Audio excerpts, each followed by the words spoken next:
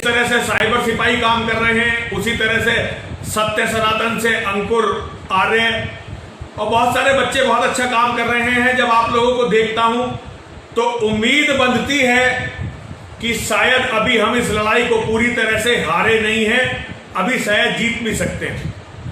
जब मैं लड़ाई की बात करता हूं तो बहुत सारे लोग कहते हैं बाबा पागल हो गया, हमेशा लड़ने की बात करता है, लड़ाई कहां है? मेरे बच्चों, मेरे शेरों, लड़ाई तो उसी दिन शुरू हो गई थी आज से 1400 साल पहले, जब मक्का में हमारा मंदिर टूटा था और मक्का का मंदिर तोड़ने के बाद जब ये कुरान नाम की एक किताब लिखी गई थी जिसमें ये लिख दिया गया था कि जब तक दुनिया में एक भी काफिर, एक भी मुशरिक, अब काफिर और मुशरिक को समझिए, काफिर कौन और मुशरिक कौन? काफिर तो वो है जो अल्लाह और मोहम्मद की बात नहीं मानता, मोहम्मद और अल्लाह की बात नहीं मानता, और अल्लाह की माने या ना माने, जो मोहम्मद की बात नहीं मानता वो काफिर है। और मुशरिक वो है जो अल्लाह के सिवा किसी और की पूजा करता है। अब कुरान में तो ये 1400 साल पहले ही स्पष्ट लिख दिया गया था कि उनकी लड़ाई हर काफिर से, हर मुशरिक से तब तक रहेगी जब तक दुनिया में एक एक काफिर, एक एक मुशरिक को कत्ल नहीं कर दिया जाता, जब तक एक एक काफिर, एक एक मुशरिक की औरत को बलात्कार करके मंडियों में बेच नहीं दिया जाता, जब तक एक एक काफिर, एक एक मुशरिक की एक एक औरत को इस्लाम के जिहादी अपनी लौंडी, अपनी रखेल नहीं बना लेते, तब तक ये जिहाद चलता रहेगा।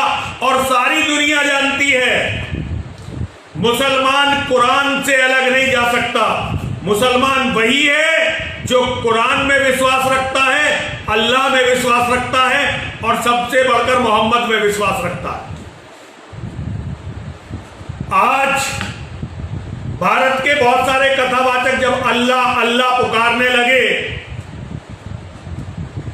तो मुझे इतिहास याद आया और मैंने इतिहास में देखा कि हिंदुओं के सारे साम्राज्य तभी ध्वस्त हुए हैं, तभी बर्बाद हुए हैं जब उन्होंने मुसलमानों को अपना विश्वास पात्र बना लिया है और मुसलमानों के अल्लाह के सामने आत्मसमर्पण कर दिया है। अभी मैंने थोड़े दिन पहले फेसबुक पर एक पोस्ट भी डाली थी। हमारे बहुत बड़े शासक पृथ्वीराज चौहान जी के जीवन का एक विशेष बात है जो आज भी आपको हिंदू संगठनों में देखने को मिलेगी। उन्होंने अपने समय के तत्कालीन बहादुर हिंदू राजाओं को जिंदा नहीं छोड़ा था, ज्यादातर बहादुर हिंदू राजाओं को मार दिया था पृथ्वीराज चौहान ने। और पृथ्वीराज चौहान के सगे मौसेरे भाई थे राजा जयचंद। पृथ्वीराज चौहान जो है ये अजमेर के राजा थे, जयचंद कन्नौज के राजा थे और इनके नाना जो थे राजा अनंगपाल तोमर, वो दिल्ली के राजा थे। अब दिल्ली के राजा अनंगपाल तोमर के कोई बेटा नहीं था, तो अब उनके दो देवते थे, जयचंद और पृथ्वीराज। अब पृथ्वीराज बड़े थे तो उन्होंने पृथ्वीराज को दिल्ली का राज दे दिया। अब पृथ्वीराज दिल्ली के भी राजा बन गए। उसी समय मोहम्मद गौरी ने भारत पर आक्रमण किया।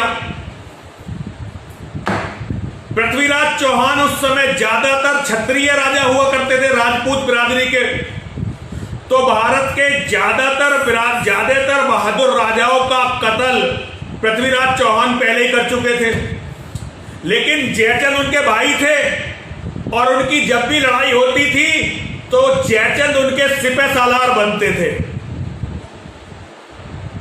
आपको जो मैं बात बता रहा हूं ना, ये आपको बहुत अजीब लगेगी, लेकिन ये बात 100% सत्य है।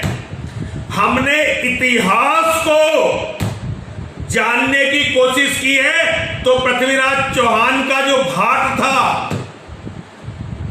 जिसने पृथ्वीराज रासो लिखी, चंदर बरदाई, उसकी लिखी बात को सच माना है, लेकिन जो सत्य है वो मैं आपको बता रहा हूं। ये जयचंद पृथ्वीराज चौहान के जनरल हुआ करते थे।